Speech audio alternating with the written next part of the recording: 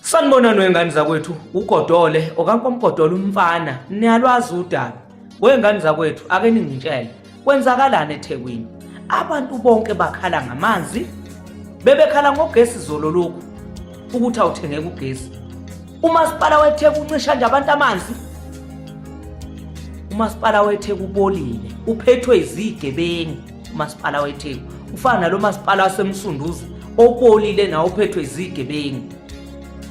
2026 sizonibonisa umasipala weTheku kuchashazwa sisebenzi ngaphakathi, chashazwa phoyisa, chashazwa security, chashazwa clean. Ayikho into engachashaza kumasipala weTheku noMsunduzi. Ningaze nincisha abantu amanzi fana labo masipala abagcwele laphana abaphethwe inkatha, imeya zakhona isebenzi. Ngizwile kuthiwa bamise nale meya ekuthiwa inunu uMathe. Ngile ngiyabuka nje, angithi umuntu osebenzayo enkatheni phela akafuneki, kufuneka umuntu olokhe ewuhluzela la ngakuye njengoba benamavati elikani aphakela imphakathi.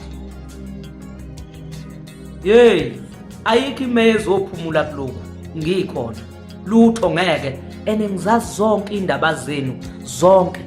Inkatha ihlulekile komasipala Dismal, ihlulekile yaphathaneni le KwaZulu Natal, iyehluleka lapho kulabo masipala baseMpumalanga. Ngeza ngizoqinisekisa lapho. Ngiphethe kabi indaba yeTheku, kwamasipala weTheku ukunikeza nje abantu amanzi bephuze.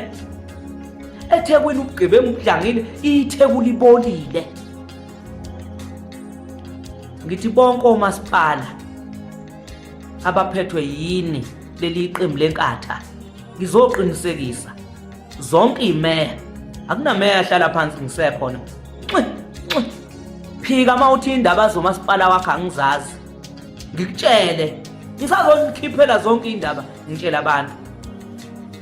Niqashana ngobuhlobo kufana nomasipala ngakithi oqashana ngobuhlobo nokwazi ukuthi ubani wakabani, uzalo ubani, bese kuyimanje uqashwa.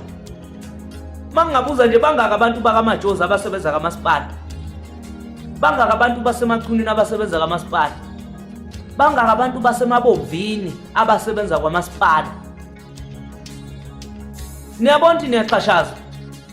Wake up man, wake up, fukane emaqandeni. Sengifikile, ngizoninikeza nje izinto zenu, sihambeni siyokhipha iqembu lenkatha lapha. Wonke omasipala abaphethwe laphana out.